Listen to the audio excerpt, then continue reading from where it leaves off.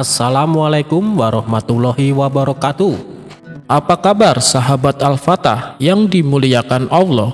Semoga kita dalam keadaan sehat, dilimpahkan rezekinya dan diberikan keberkahan dunia dan akhirat.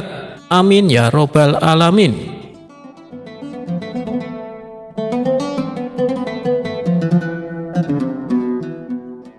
Beberapa hari terakhir, Raja begitu gembira. Raja dihadiahi seekor ikan yang indah dari seorang sahabat yang berada di negeri seberang. Ikan tersebut dilepas dalam kolam istana. Keberadaan ikan ini membuat hati raja merasa terhibur. Saat merasa jenuh, sang raja duduk di dekat kolam sambil memandangi ikan yang cantik itu. Lama-lama, rasa bosan pun muncul dari sang raja. Dalam pikiran pun mulai menghayal hal-hal yang tidak mungkin terjadi. Andaikan ikan ini bisa terbang, pasti lebih asik, pikir Baginda Raja.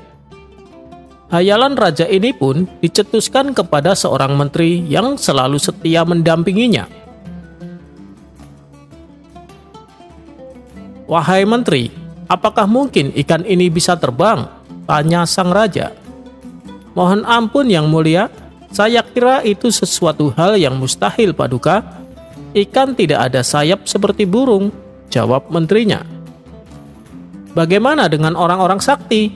Apakah mereka bisa membuat ikan ini bisa terbang?" tanya sang raja lagi. Namun, lagi-lagi menteri menolak khayalan raja. Dengan alasan habitat ikan ada di air, tidak mungkin bisa terbang seperti burung. Mendengar jawaban menterinya itu, Baginda Raja hanya terdiam, sambil sesekali menarik napas dalam.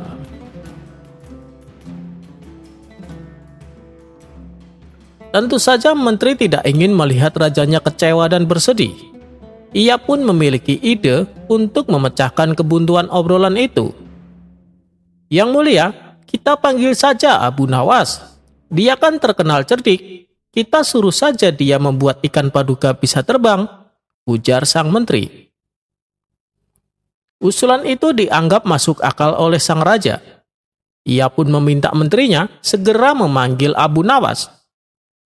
"Betul juga katamu itu.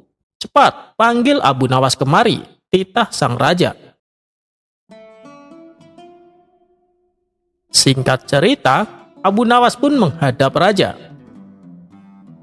"Ampun yang mulia, ada gerangan apa Paduka memanggil hamba?" tanya Abu Nawas. "Begini Abu Nawas, aku ada perintah untukmu. Jika kamu berhasil melakukannya, aku akan berikan hadiah 1000 dinar untukmu," kata Baginda Raja. Tentu saja Abu Nawas terkejut. Uang yang ditawarkan begitu banyak dari biasanya. Tanpa berpikir lagi, Abu Nawas mengiyakan permintaan raja. "Siap Paduka, hamba siap melaksanakan perintah Paduka," kata Abu Nawas penuh semangat. Raja pun belum menjelaskan apa yang akan dilakukan Abu Nawas. Begitu juga Abu Nawas, tergiur dengan hadiah yang besar, tanpa peduli dengan apa yang akan diperintahkan raja. Baginda Raja pun mengajak Abu Nawas menuju kolam taman istana. "Kamu lihat ikan dalam kolam itu? Aku ingin ikan itu bisa terbang," perintah raja. Sontak Abu Nawas pucat pasi dan berkeringat dingin atas titah Baginda Raja. Permintaan raja itu tidak mungkin bisa terjadi. "Maksud yang mulia, saya disuruh mengajari ikan ini terbang," tanya Abu Nawas. Raja pun mengiyakan, membuat Abu Nawas makin ketakutan, sebab bukan lagi yang banyak yang terlintas di pikirannya, tapi hukuman yang akan didapatnya. Sebab sebelumnya raja akan selalu menyiapkan hukuman bila Abu Nawas gagal melaksanakan perintahnya. "Kenapa diam saja Abu Nawas? Kamu kan sudah menyanggupi. Ingat Abu Nawas, kalau kamu gagal, hukuman menantimu. Ayo, lakukan tugasmu," desak sang raja. "Ampun Paduka, ampun beribu ampun Paduka. Berilah hamba waktu seminggu untuk menyelesaikan tugas ini Paduka," pinta Abu Nawas. Baginda Raja pun memberikan waktu seminggu sesuai penawaran Abu Nawas. Abu Nawas pun diminta pulang. Namun, tugas raja ini membuat Abu Nawas banyak merenung, meratapi hukuman yang menunggunya. Karena tidak kunjung mendapatkan solusi, hampir saja Abu Nawas putus asa dan pasrah dengan hukuman yang akan diterima. Di tengah kebuntuan itu, muncul ide cemerlang yang membuat Abu Nawas kembali sumringah. Abu Nawas pun bergegas menuju istana raja dengan memegang kertas kecil mirip sayap burung. "Bagaimana Abu Nawas? Apakah engkau sudah siap?" tanya sang raja. "Tentu Paduka yang mulia," jawab Abu Nawas penuh percaya diri. Keduanya pun menuju kolam taman istana, tempat ikan itu berada. Mendapatkan kabar Abu Nawas sudah siap membuat ikan peliharaan raja bisa terbang, membuat para menteri heboh. "Luar biasa Abu Nawas, pasti dia mempunyai ilmu sihir," celetuk salah satu menteri.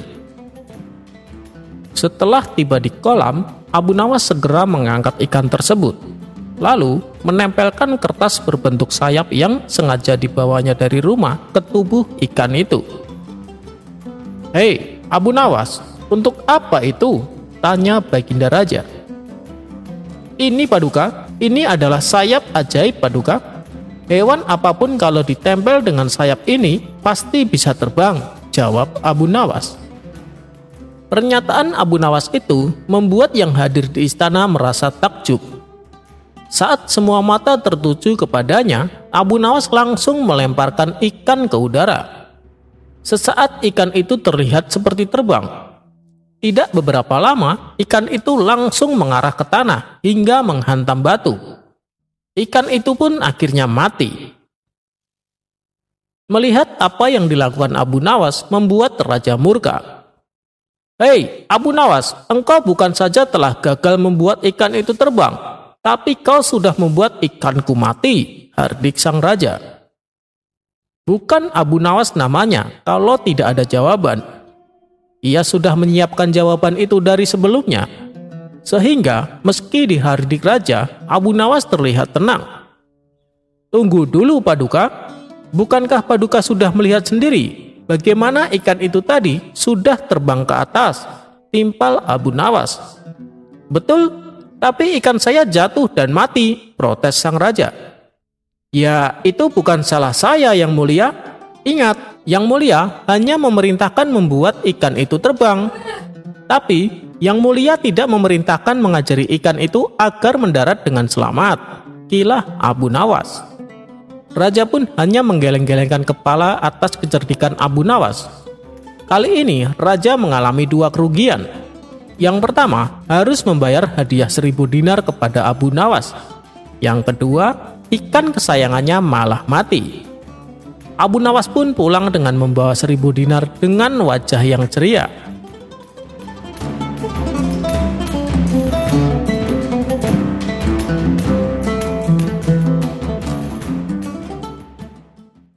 Kisah Abu Nawas kali ini berawal dari Baginda Raja yang memiliki seorang menteri kepercayaan dan senantiasa mendampingi. Menteri itu bernama Abu Jahal. Namun kepercayaan yang diberikan Baginda Raja sering dimanfaatkan oleh Abu Jahal untuk memperkaya diri.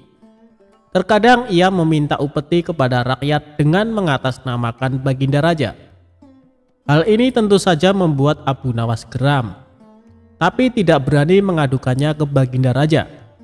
Sebab dengan kedudukan yang dimiliki, Abu Jahal bisa saja memutarbalikkan fakta dan menuduh Abu Nawaslah pelakunya.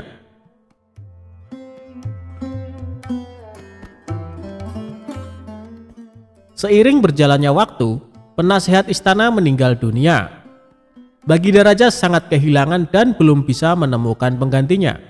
Jadi untuk sementara waktu, jabatan penasehat istana masih kosong, belum ada yang mendudukinya. Kesempatan ini segera dimanfaatkan Abu Jahal. Ia ingin sekali menduduki jabatan tersebut. Dengan begitu, ia bisa lebih leluasa mempengaruhi Baginda Raja. Segala cara Abu Jahal lakukan. Di depan Baginda Raja, Abu Jahal terus mencari muka agar terpilih menjadi penasehat istana. Tapi sayangnya ambisi Abu Jahal ini harus kandas di tengah jalan. Karena tidak berapa lama, Baginda Raja justru memilih Abu Nawas untuk jadi penasehat istana. Keputusan Baginda Raja ini tentu saja membuat Abu Jahal kecewa, sehingga ia menaruh dendam kepada Abu Nawas. Suatu hari ketika Abu Jahal melihat Abu Nawas sedang duduk bersama Baginda Raja, timbul pemikiran di kepalanya. Seharusnya aku yang duduk di tempat Abu Nawas. Abu Nawas tidak pantas duduk di situ. Abu Nawas itu apa dia? Tidak mampu mengurus masalah kerajaan. Pantasnya dia jadi pelawak istana, gerutu Abu Jahal dalam hati.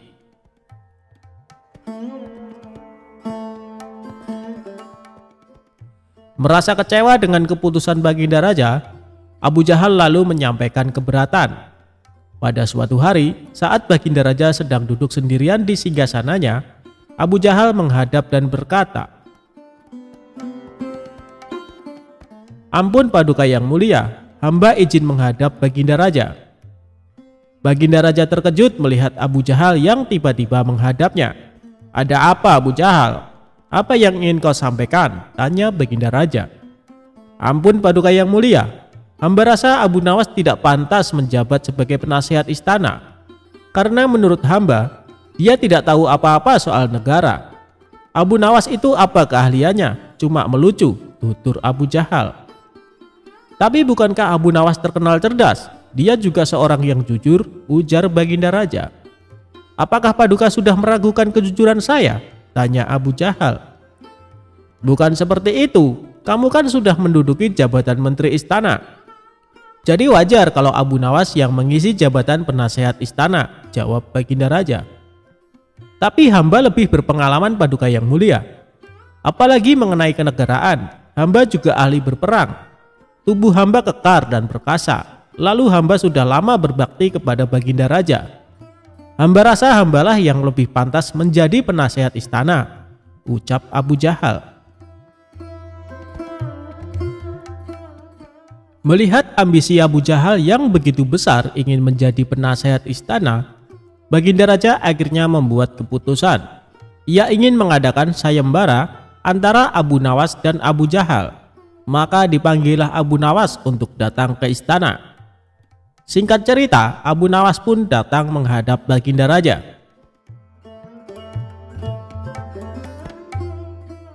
"Ampun Paduka yang mulia, ada gerangan apa memanggil hamba?" tanya Abu Nawas. "Hei Abu Nawas, Abu Jahal sangat menginginkan jabatan penasehat istana. Dia minta supaya jabatanmu diganti olehnya. Tapi aku juga tidak mungkin memecatmu begitu saja. Biar adil, maka aku putuskan akan mengadakan sayembara untuk kalian berdua.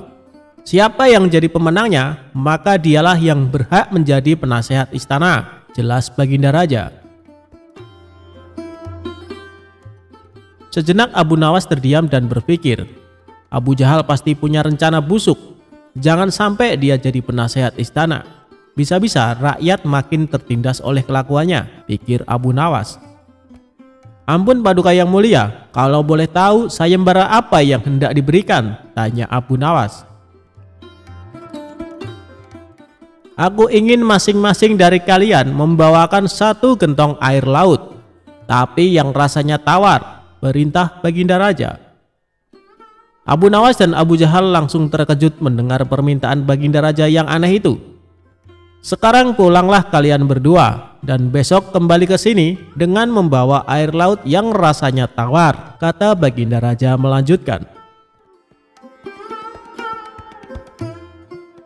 Sesampainya di rumah, Abu Nawas terus memikirkan dan mencari tahu keberadaan laut yang airnya tawar.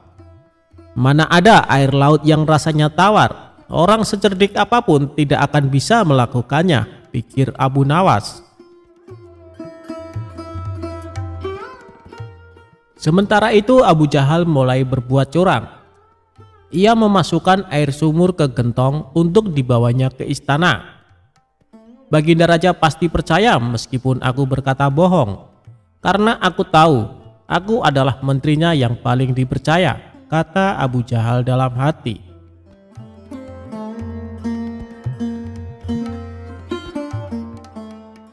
Keesokan harinya, Abu Nawas dan Abu Jahal datang ke istana dengan membawa gentong masing-masing. "Bagaimana? Apa kalian sudah mendapatkan airnya?" tanya Baginda Raja. "Sudah, Paduka Yang Mulia," jawab Abu Jahal dan Abu Nawas serempak. Kemudian Abu Jahal maju lebih dulu menyerahkan gentongnya. "Ini Paduka, air laut permintaan Paduka," ucap Abu Jahal. Baginda Raja lalu mencicipi air yang dibawa Abu Jahal. "Bagus Abu Jahal, air ini rasanya tawar.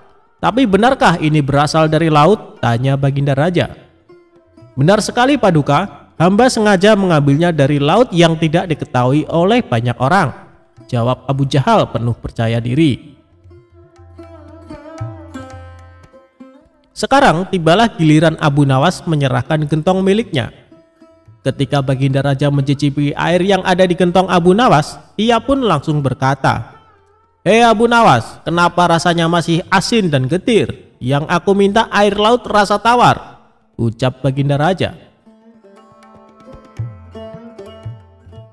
"Ampun Paduka Yang Mulia, tapi memang begitulah rasa air laut," balas Abu Nawas.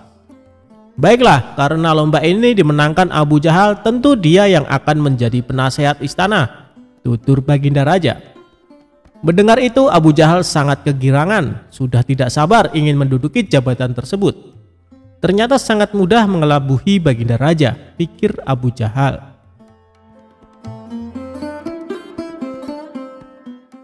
Tapi tiba-tiba Baginda Raja kembali berkata, "Hai Abu Jahal, di mana kamu menemukan laut yang airnya tawar?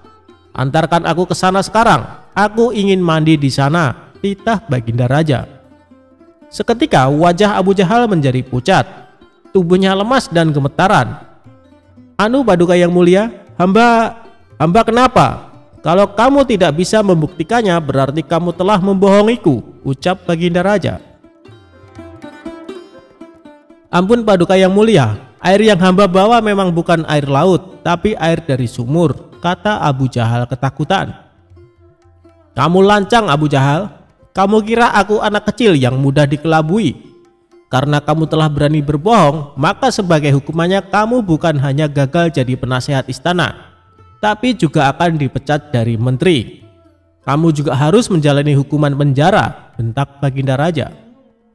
Kemudian Baginda Raja memerintahkan beberapa pengawal untuk menangkap Abu Jahal dan memasukkannya ke penjara. Kini tinggallah Abu Nawas di hadapan Baginda Raja. "Hei Abu Nawas, bukankah kamu terkenal cerdik? Bisa saja kamu membohongiku, dan dengan kecerdikanmu itu, kamu tentu bisa menutupi kebohonganmu. Tapi kenapa tidak kau lakukan?" tanya Baginda Raja. "Ampun Paduka Yang Mulia, hamba memang cerdik, tapi hamba bukan pembohong. Secerdik apapun manusia, tidak akan ada yang bisa mengubah rasa air laut menjadi tawar," terang Abu Nawas. "Kamu benar Abu Nawas, itulah orang yang saya cari untuk menduduki jabatan sebagai penasehat istana. Cerdik dan jujur," kata Baginda Raja tersenyum puas.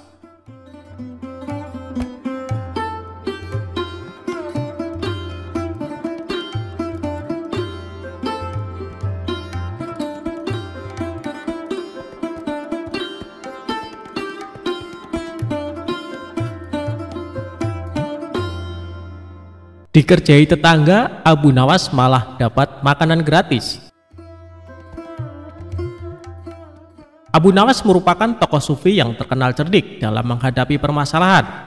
Ia juga seorang pujangga Arab yang sangat jenaka. Namanya selalu disebut-sebut di seluruh belahan dunia karena kisah-kisahnya yang mengocok perut. Kali ini dikisahkan Abu Nawas mempunyai tetangga seorang ateis. Ateis adalah keyakinan yang tidak mempercayai adanya Tuhan. Meski demikian, Abu Nawas tetap menghormati tetangganya itu. Apabila mendapat rezeki berlebih, Abu Nawas selalu membagikannya kepada para tetangga, termasuk tetangganya yang ateis. Begitupun sebaliknya, tetangga ateis tersebut selalu berbagi kepada Abu Nawas jika mendapat rezeki yang banyak. Keduanya hidup rukun dan saling menghormati, meskipun keyakinan mereka tentang Tuhan sangat bertolak belakang.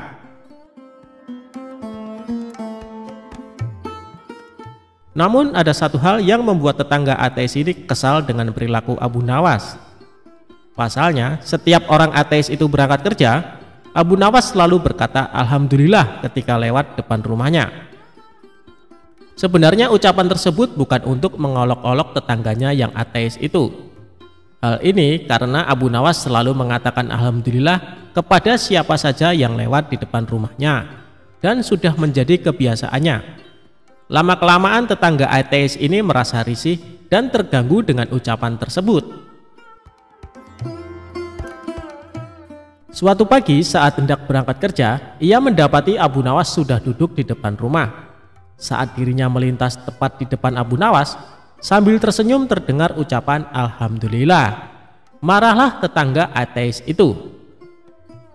"Tidak ada Tuhan," teriaknya dengan mata melotot. Abu Nawas sontak terkejut melihat tetangganya tiba-tiba marah. "Hei kawan, kenapa kau begitu emosi? Apa salahku?" tanya Abu Nawas merasa heran. "Aku tidak suka dengan ucapanmu. Jangan ucapkan kata-kata itu di depanku," bentak tetangga ateis itu. "Baiklah kawan, aku tidak akan mengulanginya," ucap Abu Nawas. Akibat kejadian itu, hubungan akrab mereka menjadi renggang. Sebenarnya Abu Nawas sudah berusaha untuk tetap menjalin silaturahmi. Namun, sepertinya tetangga ateis tersebut justru menjauhinya. Hingga suatu malam, Abu Nawas merasa lapar, sedangkan dirinya tidak punya uang sepeser pun untuk membeli makanan. Selepas sholat Isya, Abu Nawas berdoa, "Ya Allah, hamba sedang mengalami masa sulit. Hamba tidak punya uang, juga tidak punya pekerjaan. Berilah hamba rezeki ya Allah. Malam ini hamba sangat lapar. Hamba membutuhkan makanan," ucap Abu Nawas dalam doanya. Rupanya doa Abu Nawas ini didengar oleh tetangganya yang ateis, maka muncullah ide usil di benaknya. "Aku akan mengerjai Abu Nawas, sekaligus membuktikan bahwa Tuhannya tidak bisa memberi makanan," pikir tetangga ateis tersebut. Kemudian tetangga itu pergi ke warung untuk membeli beberapa potong roti, lalu dimasukkan ke dalam kantong besar. Ia juga menyelipkan kertas yang di dalamnya terdapat tulisan, "Ini bukan dari Tuhanmu, ini dari tetanggamu yang ateis," tulisnya. Sepulang dari warung, ia meletakkan kantong besar tersebut di depan pintu rumah Abu Nawas. Tetangga ateis ini lalu mengetuk pintu dan langsung bersembunyi di balik semak-semak. Ia penasaran ingin tahu apa reaksi Abu Nawas ketika menerima hadiah darinya. Sementara Abu Nawas yang sedang kusyuk berdoa, segera menghentikan doanya karena mendengar pintu rumah diketuk. Ketika membuka pintu, ia terkejut melihat ada kantong besar di depan rumahnya. Dikarenakan penasaran, Abu Nawas segera membuka kantong tersebut dan ternyata isinya beberapa roti lezat. Abu Nawas langsung bersujud sebagai tanda rasa syukur kepada Allah. "Alhamdulillah ya Allah," ucap Abu Nawas setengah teriak. Namun tiba-tiba ia dikagetkan dengan secari kertas yang berada di antara tumpukan roti. "Ini bukan dari Tuhanmu, ini dari tetanggamu yang ateis." Sejenak Abu Nawas terdiam. Dia pasti sedang mengawasiku dari suatu tempat. Dia mencoba menggoda keyakinanku, pikir Abu Nawas. "Terima kasih ya Allah, Engkau telah mengirimiku makanan melalui setan. Dan setan itu pula yang membayar semua makanan ini." Tetangga ateis tersebut tentu saja menjadi kecewa. Ia tidak menyangka disebut setan oleh Abu Nawas. "Dasar kurang ajar, bukannya berterima kasih kepadaku, justru berterima kasih kepada Tuhannya. Malah aku disebut setan," gerutunya dalam hati.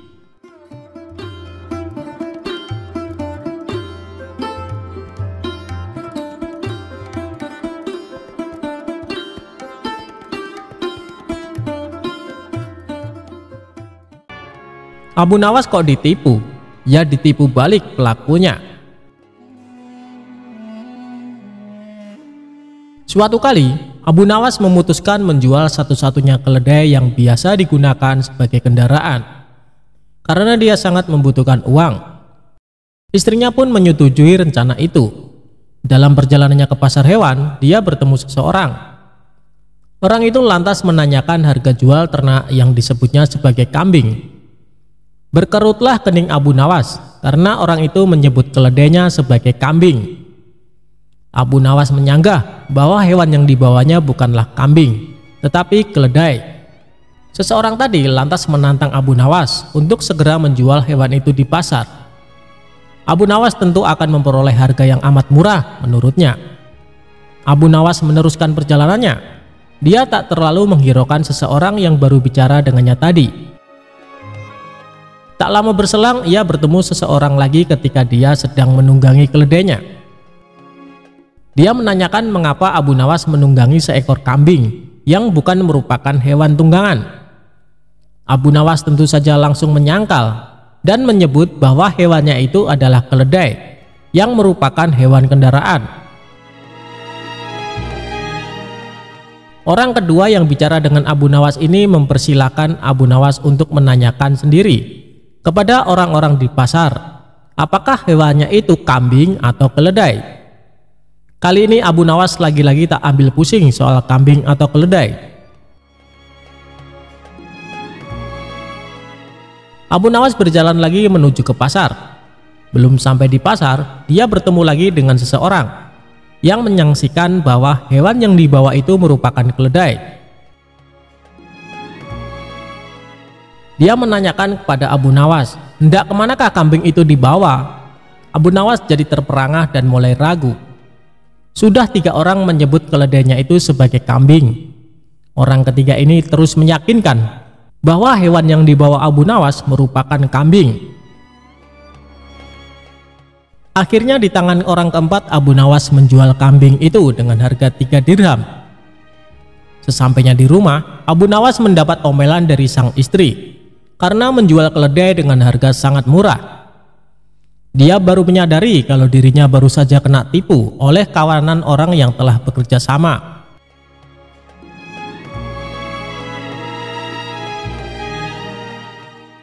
Bersama rasa dongkolnya, Abu Nawas merencanakan sesuatu untuk membalas penipu itu. Dia cari kayu dari hutan dan direkayasanya seolah-olah merupakan kayu ajaib yang bisa mewujudkan apa saja yang diinginkannya.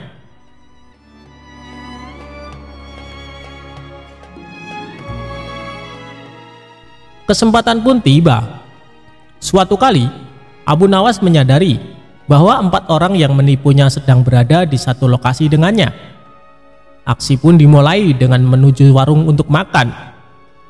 Usai makan, Abu Nawas yang merasa terus diperhatikan kawanan penipu tersebut menunjuk-nunjukkan tongkat kepada penjual dan langsung ngeloyor pergi tanpa membayar.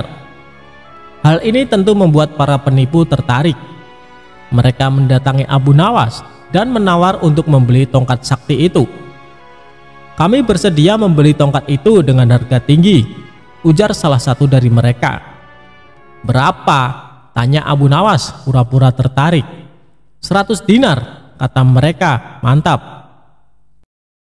Dengan berpura-pura berat hati, Abu Nawas melepas tongkat itu dengan harga 100 dinar. Wah, untung besar bagi Abu Nawas. Para penipu mencoba ke warung dan membayar makan dengan menunjuk-nunjuk tongkat ke arah si penjual. Namun sayang, keajaiban tongkat tak mempan. Ternyata berdasarkan penjelasan si empunya warung, Abu Nawas bisa makan hanya dengan memainkan tongkat ajaib itu karena sebelumnya dia telah meninggalkan sejumlah uang di warung itu. Abu Nawas kok dilawan? Hahaha.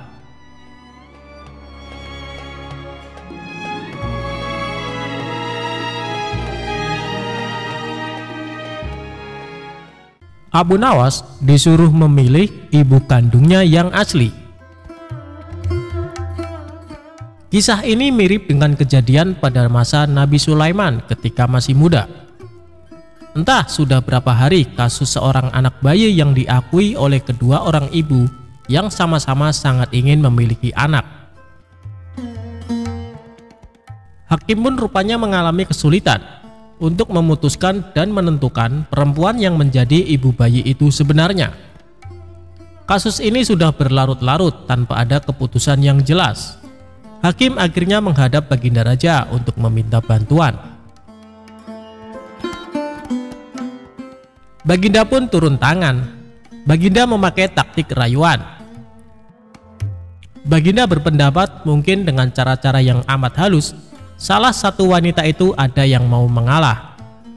Tetapi kebijaksanaan Baginda Raja justru membuat kedua perempuan makin mati-matian, saling mengaku bahwa bayi itu adalah anaknya. Baginda pun putus asa. Mengingat ada cara lain lagi yang bisa diterapkan, Baginda pun berpikir mungkin perlu memanggil Abu Nawas meminta bantuannya. Abu Nawas hadir menggantikan hakim.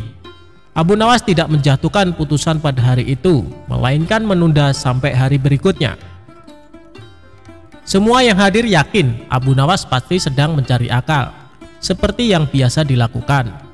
Padahal penundaan itu hanya disebabkan oleh hal lain, yaitu seorang algojo yang harusnya masuk dalam taktik Abu Nawas tidak berada di tempat.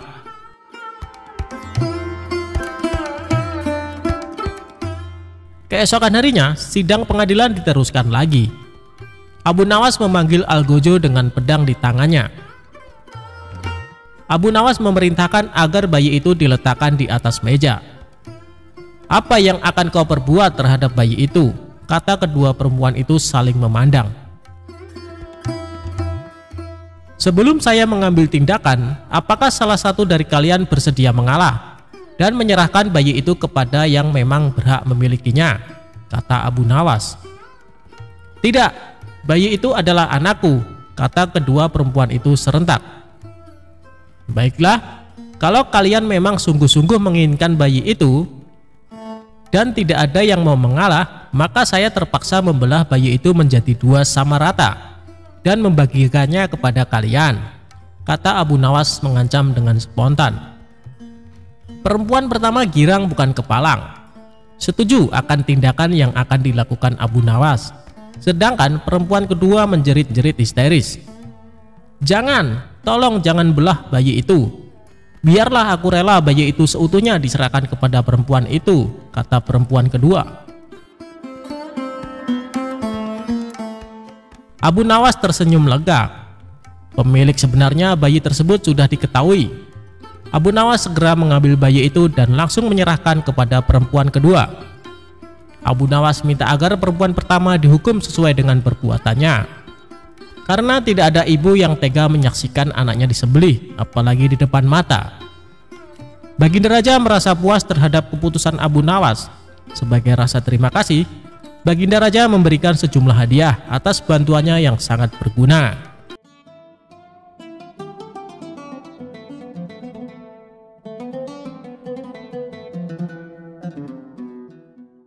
Sudah beberapa hari sosok Abu Nawas tidak hadir di istana. Hal tersebut kemudian membuat Baginda Raja sangat gundah. Baginda Raja ingin sosok Abu Nawas hadir untuk menghibur hati sang raja. Bukan tanpa usaha, Baginda Raja sudah beberapa kali memanggil Abu Nawas lewat para utusannya. Namun Abu Nawas belum juga menampakkan diri. Setelah lama berpikir mencari cara agar Abu Nawas mau datang ke istana, Baginda Raja akhirnya menemukan ide yang bisa membuat Abu Nawas bisa hadir di istana. Raja kemudian memanggil 3 orang prajurit dan menyuruh mereka pergi ke rumah Abu Nawas agar buang air besar di tempat tidurnya.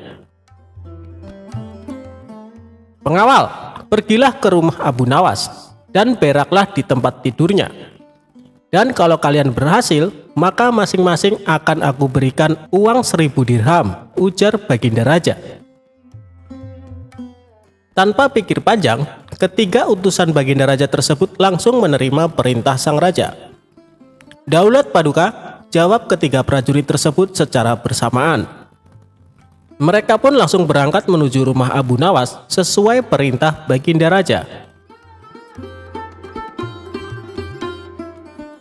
Sementara itu, duduk di sebelah raja ada Ki Patih yang mendengar obrolan rajanya dengan ketiga prajurit tersebut. Ki Patih yang mendengar raja memberikan tugas kepada 3 prajurit tersebut pun memberanikan diri untuk bertanya kepada sang raja. Ia merasa aneh dengan tugas yang diberikan Baginda Raja. "Maaf Paduka, bukankah tugas yang diberikan itu tampak aneh dan menghina?" tanya Patih. "Patih, memang benar, tapi itulah siasatku agar Abu Nawas segera hadir ke istana," jawab Baginda Raja. "Apakah gerangan rencana Baginda?" tanya Ki Patih belum paham. "Nanti kamu akan segera mengetahuinya. Sekarang kamu ikutilah ketiga anak buahmu itu dan intailah mereka, lalu sampaikan kepada Abu Nawas. Bila dia berhasil menggagalkan tugas pengawalnya, maka Abu Nawas akan aku beri uang 3.000 dirham dan sekaligus ia boleh memukul utusanku itu," kata Baginda Raja. Prajurit tiba di rumah Abu Nawas. Dengan perasaan yang masih bingung, Patih segera melaksanakan perintah raja. Dia segera berkemas dan menuju ke rumah Abu Nawas. Para prajurit Baginda Raja yang sudah berangkat lebih dulu akhirnya tiba di rumah Abu Nawas. Tanpa basa-basi, ketiganya langsung mengetuk pintu rumah Abu Nawas. Tak lama setelah itu, Abu Nawas pun membukakan pintu dan bertemu ketiga utusan Baginda Raja. "Kami diutus oleh Baginda Raja untuk buang air besar di tempat tidurmu. Karena ini perintah Raja, kamu tidak boleh menolak," kata salah satu prajurit. "Saya sama sekali tidak keberatan. Silahkan saja kalau kalian mampu melaksanakan perintah Raja," jawab Abu Nawas dengan santai. "Betul?" tanya prajurit Raja memastikan. "Ya, silahkan saja," sahut Abu Nawas. Abu Nawas mengawasi orang-orang itu beranjak ke tempat tidurnya dengan perasaan geram yang sudah ia tahan. Berak di tempat tidurku. Betul-betul kelewatan," gumam Abu Nawas dalam hati. Tak mau ranjang tidurnya dikotori, Abu Nawas memutar otaknya untuk mencari cara agar para utusan Baginda Raja tersebut mengurungkan niatnya. Setelah berpikir beberapa saat, Abu Nawas akhirnya menemukan cara untuk menggagalkan tugas para utusan tersebut. Pada saat utusan itu hendak bersiap-siap buang air besar, mendadak Abu Nawas berkata di balik jendela kamar, "Hei para utusan Raja, ada yang lupa saya sampaikan kepada kalian," kata Abu Nawas. "Apa itu?" tanya salah satu utusan Raja. "Saya ingatkan supaya kalian jangan melebihi perintah Baginda Raja. Jika kalian melanggar, saya akan pukul kalian dengan sebuah pentungan besar, dan setelah itu saya akan laporkan kepada Baginda bahwa kalian melanggar perintahnya," jelas Abu Nawas. Dengan cekatan, Abu Nawas segera mengambil sebatang kayu besar yang ada di dapur rumahnya. Abu Nawas kemudian berlari kembali ke kamarnya dengan membawa pentungan kayu besar yang ia ambil di dapur rumahnya. "Hei, apa maksudmu tadi Abu Nawas?" tanya salah satu utusan. "Ingat, perintah Raja hanya buang air besar saja dan tidak boleh lebih dari itu," jawab Abu Nawas. "Ya, benar," jawab utusan Raja. "Aku ulangi lagi, hanya buang air besar saja, tidak boleh lebih. Ingat, tidak boleh kencing, tidak boleh buka celana, tidak boleh cebok, hanya buang air besar saja," tegas Abu Nawas. "Mana mungkin? Itu tidak mungkin, kami juga harus buka celana dan kencing," jawab salah satu utusan. "Aku akan pukul kalian sekeras-kerasnya jika kalian melanggar perintah Raja," sahut Abu Nawas.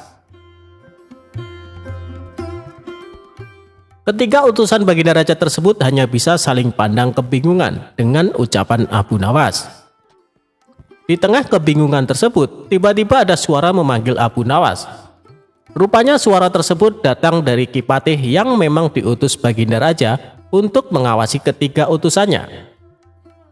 Melihat keberadaan Ki Patih, Abu Nawas dan ketiga utusan Raja segera berkumpul untuk menemui suara tersebut. "Aku sudah mendengar perdebatan kalian. Baginda Raja memang memerintahkan para utusan untuk berak di tempat tidurmu. Jika 3 orang ini sanggup, mereka masing-masing akan mendapatkan 1.000 dirham. Jika mereka gagal, maka mereka boleh engkau pukul sesuka hatimu," kata Ki Patih. Oh, begitu. Lalu hadiah dari Baginda untukku berapa, tuanku? Tanya Abu Nawas. Sekarang juga engkau boleh menghadap Baginda Raja untuk menerima 3.000 dirham, jawab Kipatih. Mendengar jawaban Kipatih, Abu Nawas dibuat kaget serta gembira. Sebelum menghadap Baginda Raja, Abu Nawas kembali mengambil pentungannya lalu mengejar ketiga utusan raja yang hampir buang air besar di ranjangnya. Ketiga utusan tersebut lari terbirit-birit. Kipatih dan Abu Nawas dibuat tertawa terpingkal-pingkal dengan tingkah ketiga utusan tersebut. Abu Nawas, Baginda Raja sangat yakin engkau dapat mengatasi masalah ini. Baginda memang menginginkan kehadiranmu di istana untuk menghibur hatinya yang saat ini sedang gundah gulana, jelas Kipatih. Abu Nawas menyetujui perintah Kipatih. Dan mereka segera berangkat menuju istana untuk menemui Baginda Raja serta mengambil hadiah 3.000 dirham.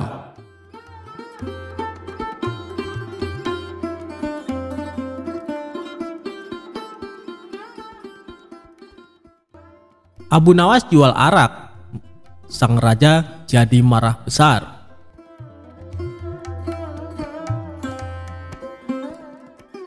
Selalu ada cara yang dilakukan oleh Abu Nawas untuk tidak dimarahi oleh Baginda Raja. Setiap perbuatan yang dilakukan pasti ada saja kesalahan yang membuat sang raja marah. Namun bukan Abu Nawas jika tidak bisa membuat sang raja menjadi marah karena perbuatan Abu Nawas. Abu Nawas sendiri menjadi terkenal karena puisinya yang jenaka dan lucu. Tidak berhubungan dengan tema-tema tradisional seperti tema padang pasir, tetapi juga berbicara tentang kehidupan kota dan menyanyikan kegembiraan meminum anggur, serta cinta dari anak laki-laki muda dengan humor nakal.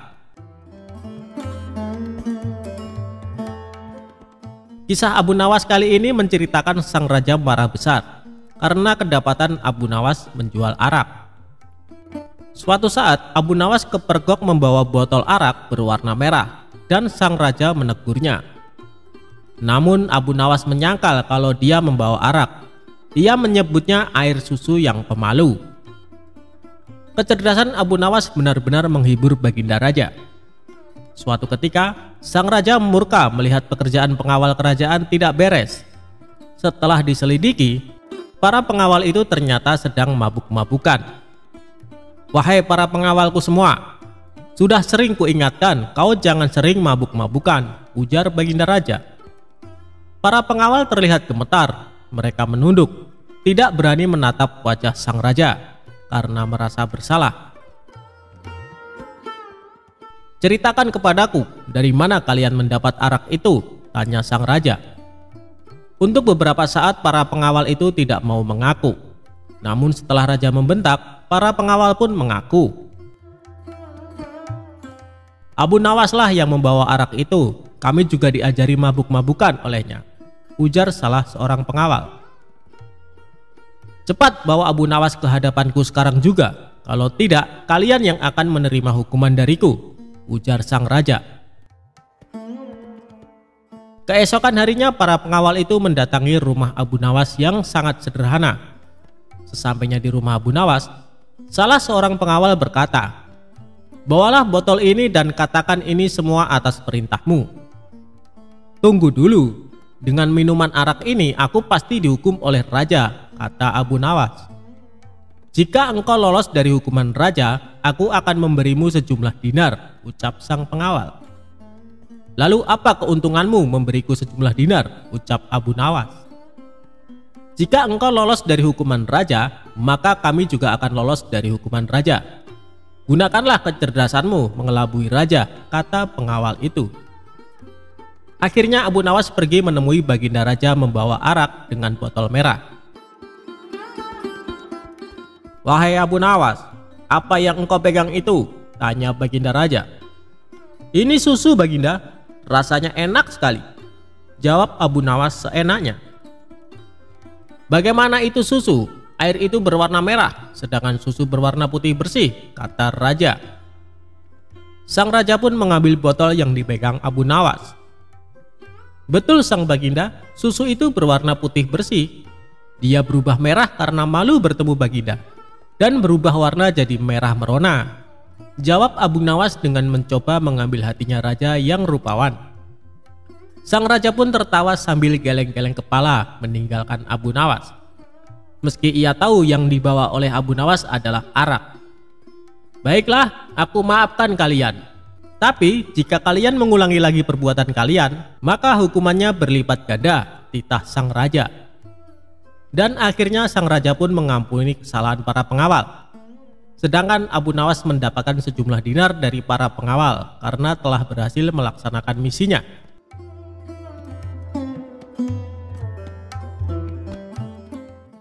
Abu Nawas menipu malaikat untuk menghindari pertanyaan kubur.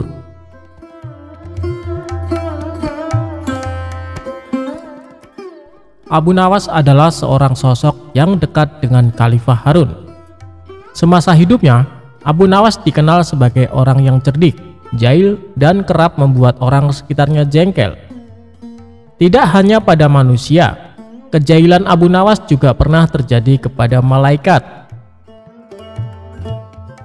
Dia mengelabui malaikat Mungkar dan Nakir ketika Abu Nawas wafat.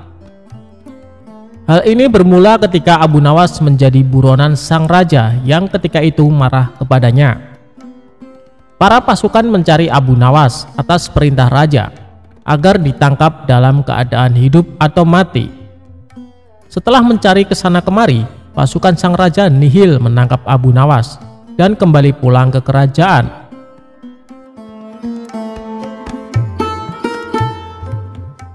Mengetahui pencariannya berakhir, Abu Nawas pulang ke rumahnya untuk kemudian sholat 2 rakaat. Usai sholat, dia memberikan surat wasiat kepada istrinya. Beberapa waktu pun berlalu dan Abu Nawas wafat. Dari situ, kisah Abu Nawas menipu malaikat pun dimulai.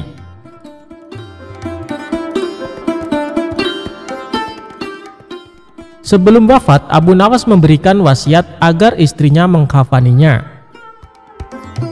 Alih-alih memintanya dengan yang baru, dia minta agar ketika wafat dipakaikan kain kafan usang, jelek atau lusuh. Kain kafan tersebut seolah-olah seperti kain kafan orang yang sudah lama meninggal. Berdasarkan kisah yang sudah turun-menurun, diceritakan kalau Abu Nawas pun sudah berada di alam kubur. Namun, kebingungan melanda malaikat Mungkar dan Nakir.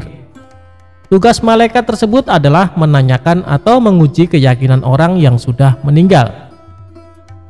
Mereka bingung karena arwah tersebut menggunakan kain kafan kotor dan lusuh, tidak seperti orang yang baru meninggal. Kedua malaikat itu pun berdebat, apakah orang tersebut merupakan penghuni lama atau baru di alam kubur. Setelah berdebat panjang, kedua malaikat bersepakat untuk menanyakan keimanan arwah tersebut. Man robuka, atau siapa Tuhanmu? Tanya malaikat Mungkar. Mendengar pertanyaan itu, Abu Nawas sedikit ketakutan dan hening sesaat untuk kemudian menjawab pertanyaan malaikat.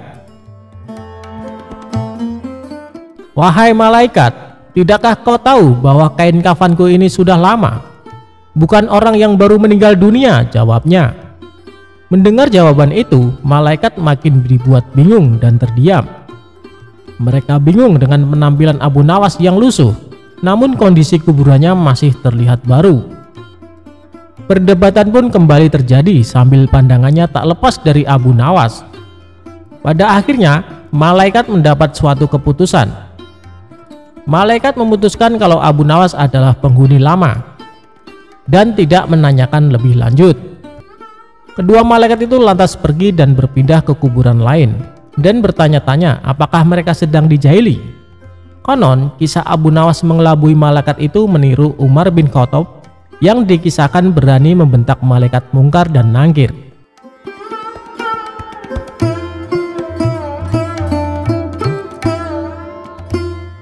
Perebutan tanah Abu Nawas dan Abu Jahal.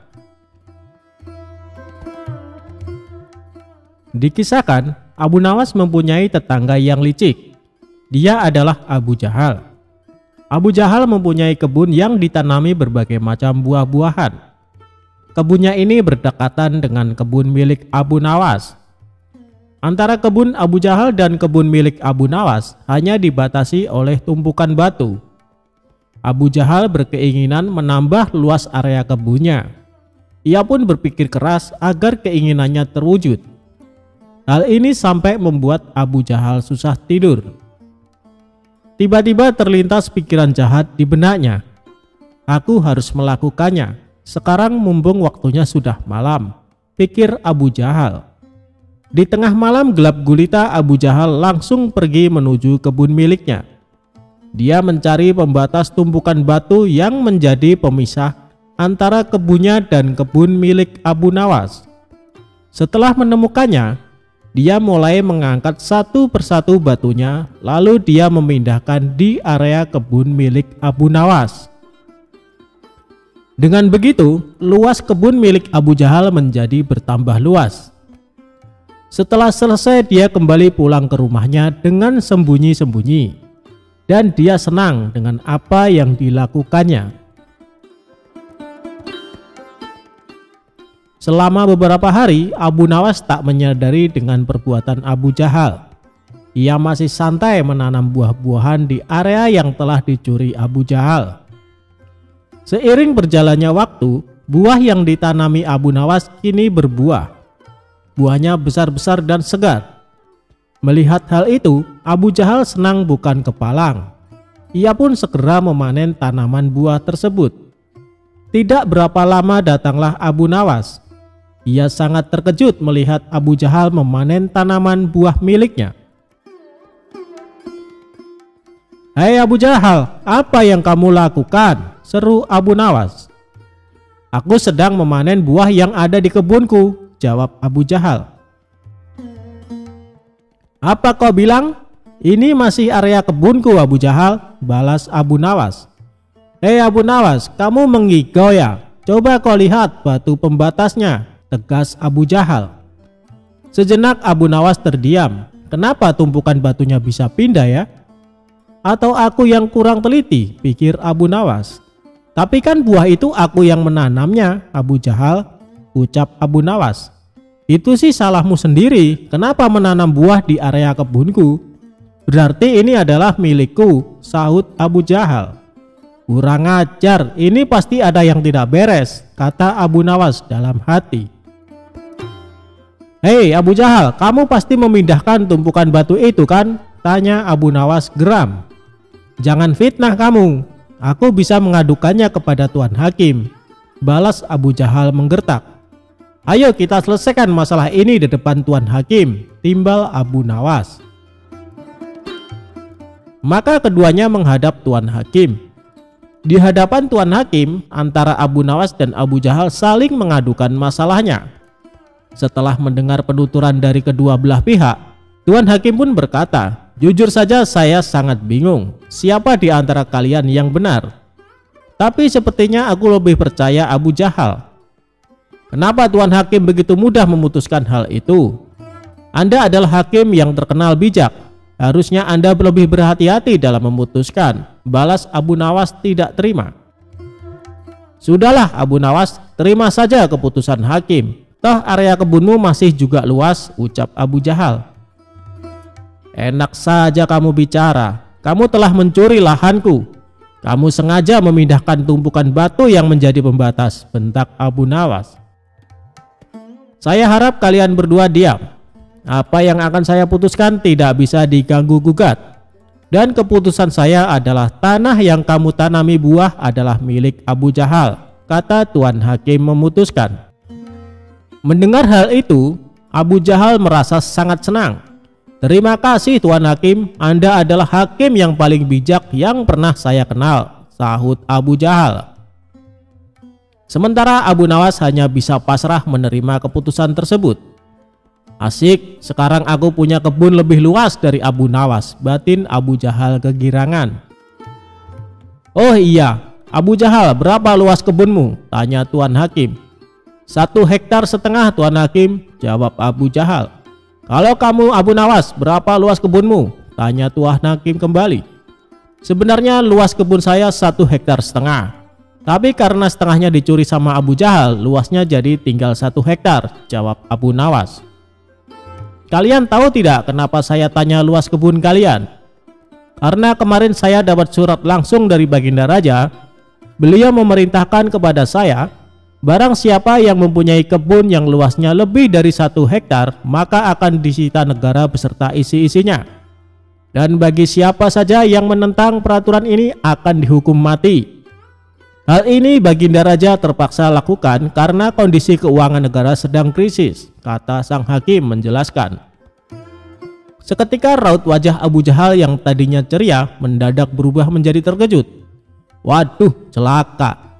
Aku akan kehilangan kebunku, pikir Abu Jahal ketakutan.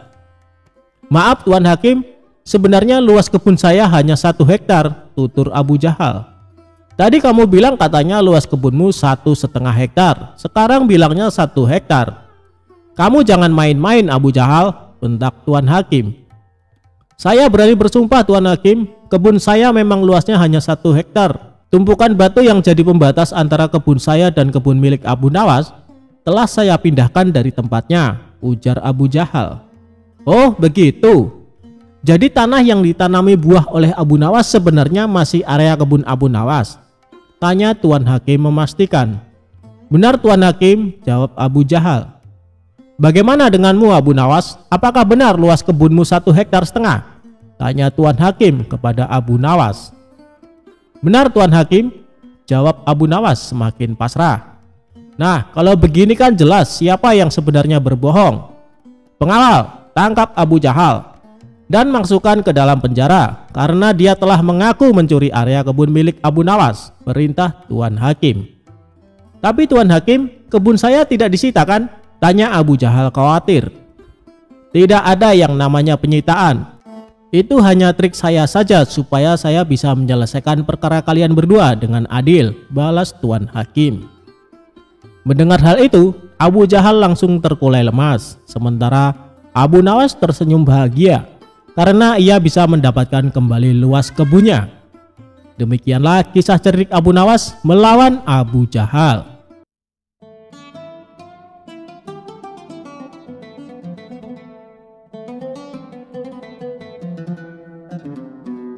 Cerita Abu Nawas kali ini berawal dari suatu hari Baginda Raja kedatangan sahabatnya yang merupakan raja dari negeri seberang. Sahabatnya itu mengeluhkan perilaku putranya. Sang raja negeri seberang menceritakan bahwa anaknya sangat malas dan enggan disuruh belajar. Lalu yang lebih parah lagi, si anak bandelnya kelewat batas. Ia lebih suka melalui waktunya untuk bermain dan tidur. Manakala setiap kali sang raja mendatangkan guru untuk mengajari, si anak malah menertawakannya, bahkan seringkali dilecehkan dan diabaikan. Hal ini membuat guru-guru yang mengajar memilih berhenti. Mereka tidak mampu menghadapi sifat putra raja negeri seberang yang nakal tersebut. Padahal sang raja berharap kelak putranya sanggup mewarisi kerajaan untuk generasi berikutnya. Kenapa tidak petitipkan saja kepada Abu Nawas?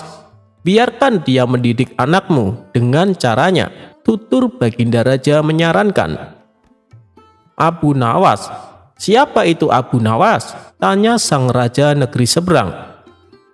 Dia itu ulama sufi yang terkenal cerdik dan pandai di kota Baghdad, jawab Baginda Raja. Oh, baiklah, akan aku coba. Minggu depan aku ajak putraku kemari, balas raja negeri seberang. Beberapa minggu kemudian, dengan diantar Baginda Raja, raja negeri seberang tersebut membawa putranya ke rumah Abu Nawas. Melihat kedatangan tamu seorang raja, tentu saja membuat Abu Nawas sangat terkejut. Ampun Paduka yang mulia, ada gerangan apa? Tiba-tiba Paduka datang kemari, tanya Abu Nawas. Baginda Raja lalu mengungkapkan maksud kedatangannya. Ia hendak menitipkan putra sahabatnya kepada Abu Nawas untuk diajari ilmu agama dan kedisiplinan. "Wahai Abu Nawas, ajarkan anakku ilmu agama dan didiklah dia supaya disiplin," pinta sahabat Baginda Raja. "Saya bersedia, tapi saya akan mendidiknya dengan cara saya, dan Paduka tidak boleh sakit hati," balas Abu Nawas. "Baik Abu Nawas, semuanya aku serahkan kepadamu," ujar sahabat Baginda Raja. Singkat cerita, pulanglah Baginda Raja dan sahabatnya. Baru saja ditinggal orang tuanya, si anak membuat ulah di rumah Abu Nawas. Ia dengan beraninya membentak Abu Nawas saat meminta diambilkan air minum. Awalnya Abu Nawas menanggapi dengan senyum. Ia selalu menuruti kemauan si anak tersebut. Hingga pada suatu hari, tiba-tiba Abu Nawas memukul si anak cukup keras, padahal tidak melakukan kesalahan apapun. Sejak saat itulah si anak menjadi takut kepada Abu Nawas. Sifatnya yang bandel dan suka malas-malasan mendadak berubah menjadi penurut serta rajin. Singkat cerita, beberapa tahun kemudian orang tuanya datang untuk menjemput sang putra mahkota. Si anak ini menjadi pribadi yang sopan. Dia juga cerdas dan cepat menguasai berbagai ilmu agama yang diajarkan Abu Nawas. Melihat perubahan pada diri anaknya, sang raja negeri seberang menjadi senang dan bahagia. Seiring berjalannya waktu, si anak yang sudah menginjak dewasa dinobatkan sebagai raja untuk menggantikan posisi ayahnya. Berkat kecerdasan dan kedisiplinannya, dia menjadi raja yang gagah dan berwibawa. Suatu hari dia teringat dengan Abu Nawas, sosok guru yang telah mendidiknya. Ia pun berencana untuk menemuinya dengan didampingi pasukan kerajaan. Pemuda yang kini sudah menjadi raja itu pun berangkat menuju rumah Abu Nawas. Setibanya di sana, dia langsung disambut hangat dan dipersilakan masuk oleh Abu Nawas. Setelah cukup lama berbincang-bincang, ia lalu bertanya kepada Abu Nawas, "Guru, aku mau bertanya, masih ingatkah suatu hari guru memukulku? Padahal aku tidak bersalah waktu itu. Atas dasar apa guru melakukannya?" Sekian tahun lamanya ternyata sang murid masih menyimpan pertanyaan tentang kenangan pahit dari sang guru. Mendengar pertanyaan tersebut, Abu Nawas menjawabnya dengan tersenyum. "Aku sudah lama menunggu datangnya hari ini ketika kamu bertanya tentang pukulan itu. Sekarang kamu tahu bahwa pukulan kezaliman itu membuatmu tidak bisa melupakannya begitu saja, kan? Ia terus mengganggumu setiap waktu. Maka ini adalah pelajaran untukmu di hari ketika kamu menjadi pemimpin seperti sekarang. Jangan pernah sekalipun menzalimi masyarakatmu, karena mereka tidak pernah bisa tidur dan tak pernah bisa lupa pahitnya kezaliman," terangnya. Setelah mendapat penjelasan dari Abu Nawas, sang raja yang baru itu merasa puas. Ia mendapat wejangan yang sangat berharga.